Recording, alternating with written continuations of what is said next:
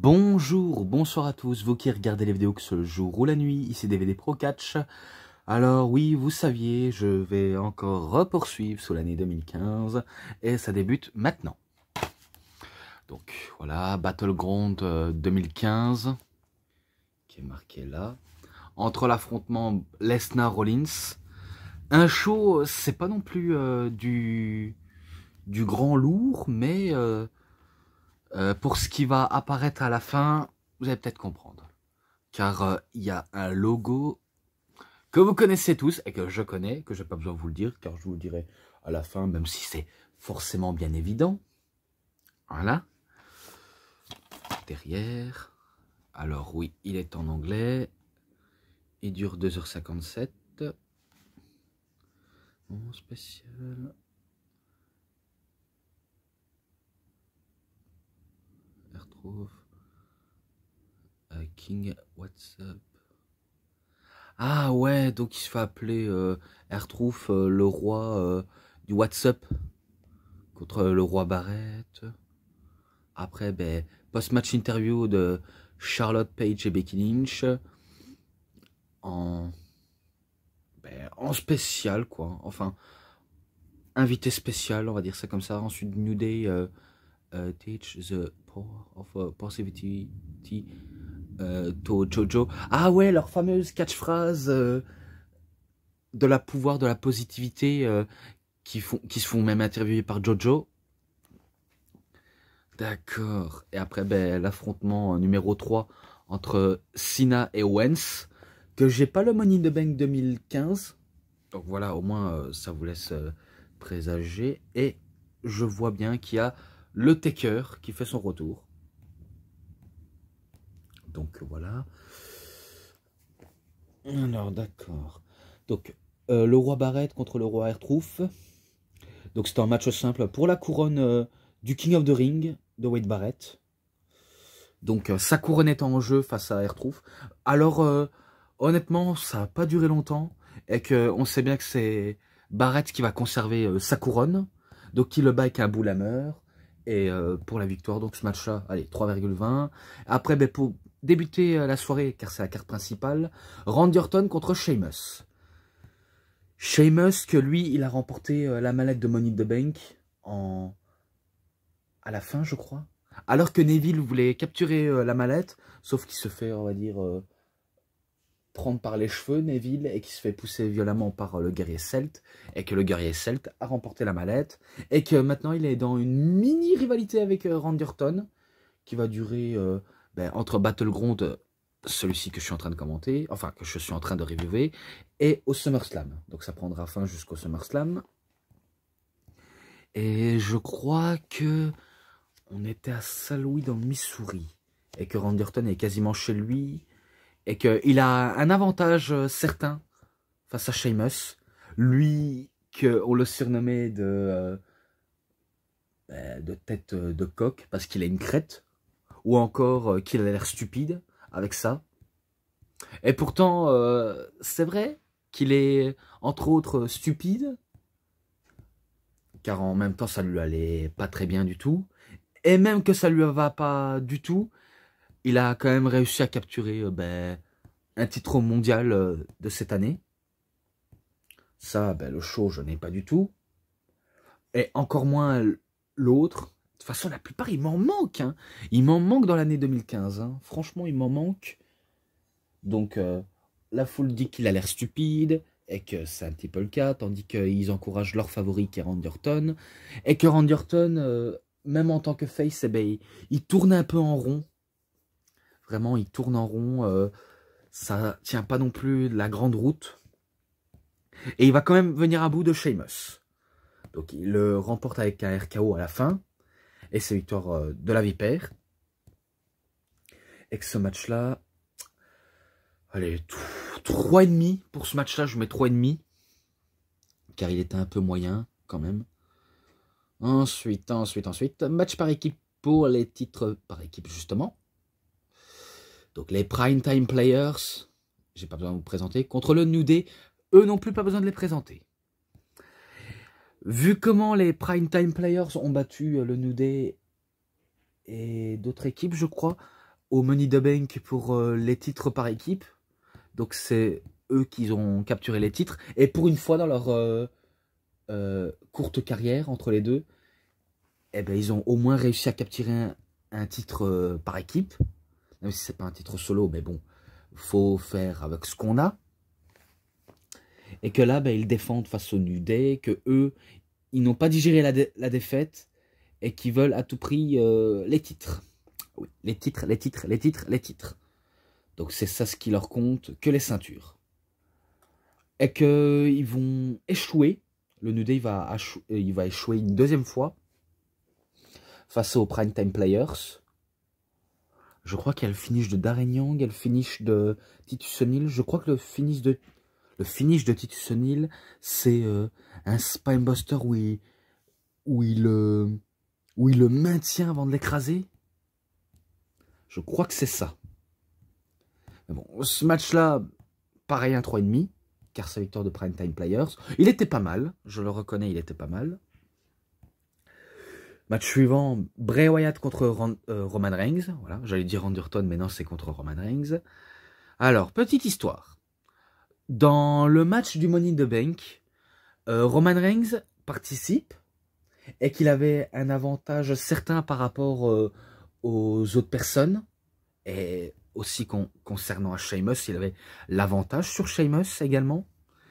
Eh bien, il devait remporter la mallette du Money in the Bank, mais sauf que de nulle part, Bray Wyatt interrompt, le distrait, le fait tomber de l'échelle et il fait un Sister Abigail et que ça signe leur rivalité. Ouais, ça signe exactement leur rivalité. Que c'est pas prêt de prendre fin, leur rivalité ne prendra pas fin du tout.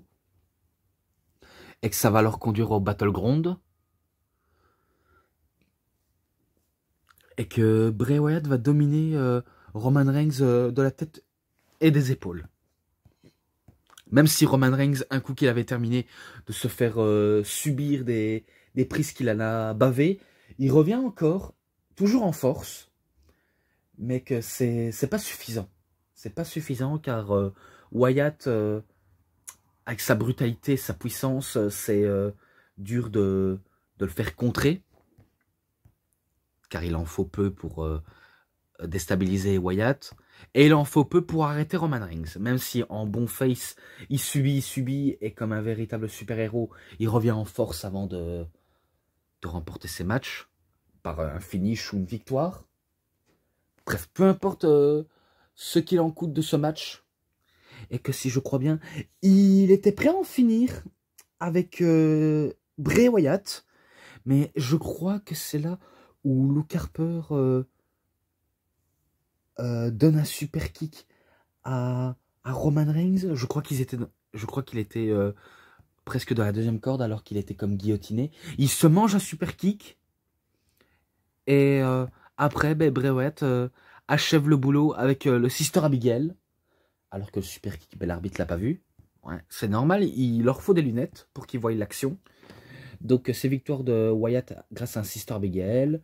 Et ben la petite réunion entre la Wyatt Family est presque au point. Car il manque justement Eric Rowan, mais sauf que lui, Eric Rowan, il continue encore en solo. Et qu'ils vont recruter un gars, et pas n'importe quel gars. Oui, je dis ça comme ça, mais vous savez bien que c'est Braun Strowman. Donc ce match-là, allez, 3,50 pour ce match-là. Et maintenant, match triple menace par équipe. Donc tout d'abord, je vais vous citer ça. Charlotte Flair et Becky Lynch contre les Bella Twins. Même si je sais qu'ils sont accompagnés par Paige, Charlotte et Becky. Et que là, ils affrontent les Bella Twins qui sont Nikki et Brie. Pas besoin de vous les présenter. Et qui sont accompagnés par Alicia Fox. Ouais, je crois. Ou alors c'est Alicia Fox qui combat avec Brie Bella contre Charlotte et Becky et contre la Team Bad que sont Sasha Banks et Naomi. Alors ça on se rappelle lors de leur apparition à la télévision à Raw, vu comment Paige avait du mal à contrer les Bella, et que les Bella, ben, sûrs d'elle, en sachant que rien ne les attire, rien ne les touche, eh ben, ils avaient idée de faire ramener les nouvelles arrivantes. Tout d'abord, ben, la première qui va être annoncée, ben, c'est Becky Lynch. Donc elle va être annoncée la première. Ensuite, ben, ce sera Charlotte. Donc elle sera, on va dire, la deuxième. Et la troisième, ben, Sasha Banks. Même si Naomi et Tamina ont voulu encore une en équipe, eh ben, la team Bad a été reformée. La team BCP, je crois, entre Charlotte, Becky et Paige. Ça a été formé comme ça. Tandis que les Bella Twins, ben, pas besoin de la reformation vu comment ils sont déjà formés. Même s'ils ont ajouté Alyssa Fox. Eh bon. Un match, je ne sais pas si c'était... je ne sais pas si c'était à élimination, mais il me semble qu'il n'est pas marqué. Donc, sacré bazar entre les équipes, vraiment un sacré bazar. Et que si je crois bien, c'est à cette période où ils vont lancer le hashtag Révolution Féminin. Peut-être, hein, je dis bien peut-être, mais il me semble que c'est là. Hein. Et que dans le ring, certes, on va peut-être dire que c'est pas grand-chose, si ce n'est que Charlotte, Becky et Sasha ont très bien brillé sur le ring. Même aussi Paige, hein, faut pas oublier Paige non plus. Même si elle est en tant que accompagnatrice, mais elle brille quand même à l'extérieur, même si elle participe au match. Oui, je sais, j'ai un petit peu mélangé, mais j'essaie de me rattraper l'erreur. Donc pour moi, c'est eux qui ressortent du lourd. Hein. C'est eux trois qui sortent du lourd. Et attendez, si je me trompe pas. Ouh. Je crois que Sasha Banks était encore championne de la NXT. Ah, à moins que... Ouais, il me semble que c'est vrai. Elle était championne de la NXT, même si elle était dans le roster principal. Mais bon, c'est légitime quand même. On donne du prestige à les arrivants de la NXT. Et c'est ce qu'il en faut. Et c'est ce qui est bien. J'ai pas d'autres choses à dire. Mais c'est vraiment pas mal. Et que ça prouve qu'il y avait une certaine importance. Surtout quand c'est Triple H qui prend le poste. Même si on sait qu'en tant que membre de l'autorité, il a un petit peu un côté connard. Mais bon, c'est son perso. Et que sans trop tarder, c'est victoire de Charlotte et Becky. Car ils battent la moitié de la Team Bad et la moitié de Bella Twins. Si je crois bien, c'est Charlotte qui fait un prise en 4, après il part en prise en 8, et que celui qui va abandonner, c'est Brie Bella. Ouais. Donc, elle a fait une prise en 4 jusqu'à partir en prise en 8. Donc, en prise en 8, c'est quand elle fait un ponté, mais que c'est elle qui remporte le match pour son équipe. Et que dans pas longtemps, elle sera vraiment pushée comme une nouvelle vainqueuse. Et aussi, en tant que nouvelle vainqueuse, il n'y a pas que ça. En tant que future main eventeuse, donc elle sera pushée, elle aura un push. Et que ce sera la première, on va dire, une qui arrive, une qui a été championne de la NXT, qui arrive, qui capture le titre de Nikki Bella, ce sera la première. Même si on sait qu'elle n'est pas nombreuse, enfin, elles sont pas nombreuses à avoir remporté un titre alors qu'elles venaient d'une autre structure. Ah, peut-être manque d'hydratation, peut-être que je dis n'importe quoi, mais je vais m'hydrater un peu. Donc, oui, la boisson, ça fait toujours plaisir. Et non, je n'arrêterai jamais de boire. Car ça, au moins, ce n'est pas de l'alcool. Et c'est encore moins de la drogue que j'ai dans mon verre. Non, ce n'est rien de ça. Et que ce match-là, allez, 3,5 également. J'ai apprécié ce match. Oui. Et ensuite, match pour le titre des États-Unis. John Cena contre Kevin Owens. Vu comment ils se sont affrontés au Money in the Bank, que je n'ai pas besoin de vous les présenter, mais il faut que je explique pour mieux expliquer la chose. Et que on sait bien qu'à Elimination Chamber, Kevin Owens a battu pour la première fois John Cena. Et c'est la belle au Money in the Bank où John Cena le bat avec un Attitude Adjustment. Et que là maintenant, ben, il a la partie 3. Où cette fois-ci, ben, il y a un partout, balle au centre. L'un des deux, et là je dis bien l'un des deux, pourra repartir champion. Même si John Cena n'en a pas fini à donner du prestige à la ceinture. Car c'est loin d'être terminé pour John. Vraiment loin d'être terminé. Tandis que Kevin, ben lui, je crois qu'il avait perdu le titre à Beast in the East, je crois. Face à Finn Balor. Enfin, le Demon King Finn Balor. Un match que j'avais beaucoup apprécié, que je l'ai déjà reviewé dans un match de Finn Balor ou de Kevin Owens. Voilà. Au moins, vous le saviez, qu'il fait partie de mes matchs préférés. Même si c'est pas le premier ni le dernier. Car des matchs favoris, j'en ai un catalogue. Hein. J'en ai vraiment un catalogue.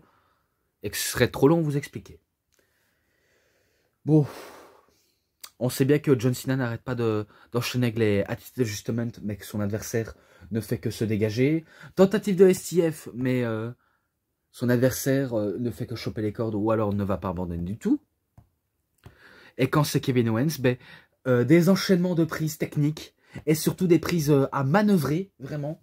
Il manœuvre très très bien ses prises, surtout quand il essaie de porter le pop-pop bomb, mais sauf que John Cena passe par au-dessus de sa tête. Et qu'il retente une nouvelle fois une attitude d'adjustment, mais il le refait encore le pop-up bomb, et que là on se dit, ça y est, c'est victoire d'Owens, c'est fini pour Cena. Eh ben non, non, il se relève son épaule. Et que si je crois bien, il faisait même aussi une imitation à la John Cena, en faisant des séries de coups de bélier en sautant, donc coup de bélier porte à la volée, et les power bomb. Donc il essaie d'imiter John Cena, notamment avec le You Can See Me, mais sauf que envers le maître du You Can See Me, c'est mal connaître. Très très mal connaître. Et que si je crois bien... Pour la fin, je sais que John Cena le coince dans un STF, et que là, Kevin Owens, ben, il est pris au piège, et que là, il se dit, ça y est, je suis fini, je n'arriverai plus, car la puissance de Cena est trop forte, et que John Cena, malgré qu'il donne toutes ses forces dans cette bataille, il sent bien que son adversaire peut se dégager à tout moment, ou s'en échapper, et que de manière inattendue, Kevin Owens tape. Donc c'est victoire de Cena. Une nouvelle fois, victoire de John Cena. Mais après ce match-là, il est pas mal. Il est vraiment pas mal, vraiment pas mal. Même si, parmi les matchs de John Cena que j'ai notés de manière très haute, parce qu'il faut dire, c'est vrai qu'il sort du lourd. Hein. Souvent, on le critique comme un des mauvais catcheurs in-ring. Alors c'est vrai, ce n'est pas, on va dire, le catcheur le plus excellent dans le ring, car il est plus connu pour son côté showman, bagarreur et puissance. Mais sinon, il n'est pas connu pour tout ce qui est technique, tout ça. Même si ça lui arrive de sortir quelques belles prises techniques, hein. Il faut pas croire, hein. C'est juste que des fois, il fait aucun effort de sortir des beaux gestes. Soit est-ce que c'est la flemme, ou alors il se prend pas la tête. Car c'est vrai qu'un coup qu'on passe à des prises techniques et tout ce qu'on doit faire dans un match, c'est vrai que on se prend la tête et on se dit, putain, qu'est-ce que je dois faire, qu'est-ce que je dois faire, qu'est-ce que je dois faire. Eh ben lui, il fait pas les choses à moitié. Il fait ce qu'il sait faire. Et que ça s'arrête là-dessus. Et que ce match-là, allez, c'est un des meilleurs matchs aussi. Un peu moins que celui de Elimination Chamber. Mais il est excellent de la soirée. C'est vraiment le match le plus excellent. Je lui mets 3,70 pour ce match-là. Je sais que ça va faire rager plus d'un, mais c'est mes petits choix. Je m'en excuse, mais je le fais. Ou alors peut-être que je l'ai déjà noté, mais je ne m'en rappelle plus du tout. À vérifier en tout cas. Vraiment à vérifier. Et là, plus que le dernier. Oui, le tout dernier. Brock Lesnar contre Seth Rollins. Que maintenant on devrait l'appeler Seth freaking Rollins. Pour le titre du monde poids lourd de la WWE. Alors, ce qui s'était passé. Vu comment Brock Lesnar voulait un match lors d'un épisode de Raw du lendemain de WrestleMania, et que Rollins, ben, en faisant le fier, en faisant le couillon, il monte le titre même s'il veut pas combattre. Ça rend Lesnar enragé et que parmi sa rage, eh bien, il détruit un peu la table des commentateurs, il détruit la JNG Security, il détruit ben, tout ce qui peut le gêner en fait. Jusqu'à ce qu'il détruise un pauvre caméraman et qu'il aura une amende et une sanction. Et que après, lorsque sa sanction et suspension est terminée, eh ben, il arrive et là il devient quasiment face. Là je vous dis, Brock Lesnar il est quasiment face et qu'il avait le soutien de la foule et qu'à chaque semaine lors d'un épisode de Raw, il va nous sortir que des dingueries, vraiment que des dingueries, notamment en faisant stopper Kane, en le démolissant. Il y a quoi encore lorsque je sais pas si c'est la voiture de Seth Rollins, mais je crois qu'on lui avait offert une voiture pour Seth Rollins. Et c'est une Cadillac customisée en rouge que Brock Lesnar lui avait quasiment démoli sa voiture en pétant les pneus, en pétant les vitres, la portière. Et il y a même une planche de portière qui a atterri dans le public et que l'un des membres du public s'est fait mal suite à cette portière. Ah, faut dire, il retient pas sa force. Il retient pas sa force, Lesnar. Jusqu'à ce qu'il détruit la JNG Security. Il va notamment faire une Kimura à Jamie Noble. Il va faire un belly to belly over the head suplex sur Joey Mercury qui passe à travers une vitre de voiture. Ou alors il casse la vitre de voiture mais il passe pas à travers. Et que surtout Brock Lesnar n'a pas digéré de comment il s'est fait tabasser à plusieurs face à Seth Rollins où il y avait le Big Show, Kane, la JNG Security. Donc ils ont dominé Lesnar et pour ça il n'a pas digéré et que là il se dit maintenant vous ne me dominerez plus, c'est moi qui domine, c'est moi le conquérant, je vous prends en 1v1, l'issue sera fatale, je vous niquerai tous. Quand je dis niquer ça veut pas dire qu'il nous baise, hein, mais on va dire qu'il nous mettra à l'hôpital. Et que ben là maintenant ça se joue entre Rollins tout seul, il n'a plus personne pour le soutenir, oui, vraiment personne. Et que je me rappelle lors d'un épisode de Raw où il y avait la signature de contrat, Rollins donnait un petit coup de pression à Kane en disant si jamais si jamais quelque chose ne se déroule pas très bien, tout ça sera de ta faute, Kane. Donc il disait ça à Kane, alors qu'il avait caché une manche de hache pour essayer de le frapper et que Lesnar il a vite découvert. Et bien sûr, il va partir en courant et que Kane envoyé au charbon alors que lui venait de sortir de ses soi-disant voyages qu'il a vraiment pas passé. Et que Rollins a même donné des montres à la JNG Security. Ouais, vu comment il a donné un voyage gratuit à Kane. Mais bon, ça c'était parodé. De la parodie, on va dire ça. Et que Brock Lesnar, si je crois bien, il détruit Kane et il va même péter la cheville de Kane pour qu'il ne soit plus d'aucune utilité. Et qu'après, ben, totalement frustré et enragé, Rollins dit qu'il va détruire ben, cette bête, cette masse de muscles sans cervelle, qui est Brock Lesnar. Et qui va lui arracher ses tatouages, donc la peau qui est tatouée, et qui va le faire bouffer. Et qu'après, il se tourne sur Kane en disant je croyais que tu devais m'assurer mes arrières, et maintenant, je n'ai plus besoin de toi. Hein ? Espèce de grosse merde. Oh, la violence. La violence, comment il lui a dit alors qu'il venait de se faire transporter. Aucun respect. Aucun respect pour Kane. Et qu'après, il donne un petit coup au passage à la cheville de Kane qui est déjà blessée. Mais la violence de comment il a insulté. Ça m'a fait un peu rire, mais après je me suis dit, bah ouais, c'est vrai. S'il le traite de merde, c'est parce qu'il l'utilise et que lui, il exécute l'ordre, quoi. Et que maintenant, ben, Rollins, tout seul, il doit se défendre comme un grand, il doit affronter la bête comme un grand, même si on sait bien que en 2019, il sera appelé The Beast Slayer, et qu'en 2017, quand il a affronté Triple H, Ah ah, je vous le dis directement. Il se faisait appeler The Kingslayer. Mais après, s'il aurait battu Finn Balor en mode démon, eh ben, on l'appellera comme dans le manga Demon Slayer. Et quand c'est Braun Strowman, eh ben c'est The Monster Slayer, ou quand c'est un géant, Giant Slayer. Voilà, on peut faire des noms comme ça pour couper la tête d'une bête, d'un roi, d'un démon, de, de tout ce que vous voulez, même un diable, ce que vous voulez, ce que vous voulez, ce que vous voulez, etc.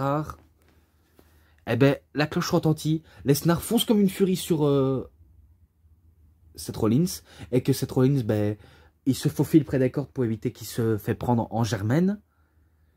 Donc il arrive à se réceptionner, il arrive à donner quelques kicks au passage à Lesnar, mais ça va pas l'affecter à ce point-là. Et qu'après, ben, il retente une nouvelle fois, mais Seth Rollins retombe sous ses pieds.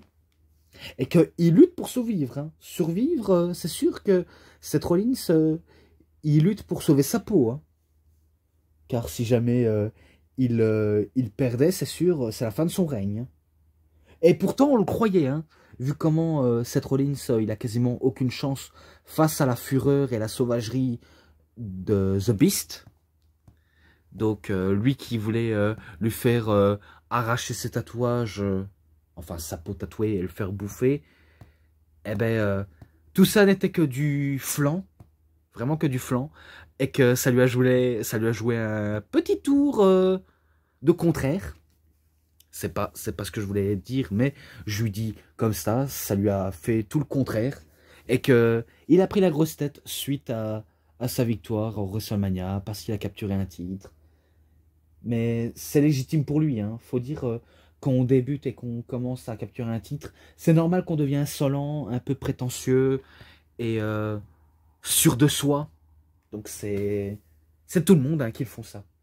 Bon après, domination de Lesnar, cette fois-ci, il sait qu'il a le match au bout des doigts. Il l'allume avec des germaines, encore des germaines, même si Rollins ne répond plus, il allume encore avec un germaine.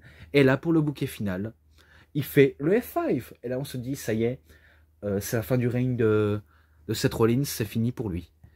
Donc au moment où il fait le tomber, eh ben, on entend un dong. Et là on se dit, enfin il est de retour? Non, c'est pas possible. Il n'est pas de retour, c'est pas possible. Lui qu'on l'avait plus revu depuis WrestleMania 31. Et après, dong. L'Undertaker est bien là. Il apparaît devant Lesnar. Et Lesnar, comme s'il vient de voir un fantôme, en disant, attends, je t'avais pas déjà détruit à WrestleMania? Et que pour l'Undertaker, il n'a pas oublié cette défaite amère. Et que là, il se dit, tu m'as peut-être battu plusieurs fois, ou tu m'as peut-être battu à WrestleMania, maintenant, c'est l'heure pour moi de me venger. Donc, il le prend par la gorge en le faisant un chokeslam. Bien sûr, Lesnar va pas se laisser embarquer, il veut faire le F5. Mais sauf que l'Undertaker, il donne un coup de pied dans les boules de Brock Lesnar. Ça va lui causer une victoire par disqualification. De toute façon, quand il avait le dong, eh ben, le match était déjà terminé. Car Lesnar a été déclaré vainqueur. Donc il donne un coup de pied dans les boules, il fait un chokeslam, Tombstone Pile Driver, et après, célébration. Voilà, célébration. Mais bon, grosse domination de Lesnar sur Seth Rollins, malgré qu'il ne remporte pas le titre. Et que une surprise pour le Deadman de venir confronter un de ses pires ennemis, qu'il n'a jamais réellement battu. Et pourtant, ils se sont affrontés plusieurs fois en 1 contre 1, mais l'Undertaker n'a jamais battu dans sa carrière Brock Lesnar de toute sa carrière. Hein. Parmi les matchs que j'ai vus, c'est toujours l'Undertaker qui a perdu face à Brock Lesnar, jamais l'inverse. Et que là, il décide de se remettre en rivalité. Et que pour ce match-là, allez, 3,50, je le mets 3,50. Ouais, ça peut aller. Bon, malgré un show qui est un peu fade, mais qui est plaisant quand même, faut pas déconner non plus, il était pas mal. Il était pas mal, malgré que c'est pas du très très haut volet. Mais faut dire à l'affiche, c'est très très vendeur. Et j'aurais dû vous faire rappeler que hier c'était la Saint-Nicolas. Pour ceux qui ne savent pas c'est quoi la Saint-Nicolas, ben, c'est le jour où Saint-Nicolas vient pour donner soit des cadeaux ou des bonbons aux enfants. Et que j'aurais pu vous en parler, mais après vous allez peut-être dire, ouais, quelle est l'importance? Déjà, c'est qui Saint-Nicolas? Ben, en gros, Saint-Nicolas, il existe en Belgique. C'est un peu comme le Père Noël, mais sauf que, voilà, il est totalement différent. Il est accompagné par le Père Fouettard, avec son âne, et, et quelques cadeaux, et des bonbons, tout ça, etc. Donc j'aurais pu vous faire rappeler que c'était la Saint-Nicolas, mais bon. J'ai été trop direct, j'ai pas su vous en dire plus. Mais voilà, ce que j'ai dit est enfin dit. Pour ce qui est les matchs, les bonus, qui est une interview, les scènements promo et l'ensemble. Ouais. Je lui mets un 4,5. Je lui mets un 4,5. Voilà, sans plus, sans rien. Je lui mets 4,5. Et que cette review est terminée. C'était DVD Pro Catch. J'espère que cette vidéo de review vous aura vraiment bien plu. Et que si vous aimez la vidéo, et bien sûr, je le dis tout le temps, bien sûr, ça c'est mon intro de fin. Donc, vous savez ce qu'il vous reste à faire. Likez la vidéo, commentez, partagez, abonnez-vous à ma chaîne, cliquez sur la petite cloche pour avoir plus de notifications des prochaines vidéos. Et moi, je vous dis bonne journée, bonne soirée à tous. Au revoir tout le monde pour une prochaine vidéo. A plus, oui, à plus, à tous les fans de catch. Allez, bye.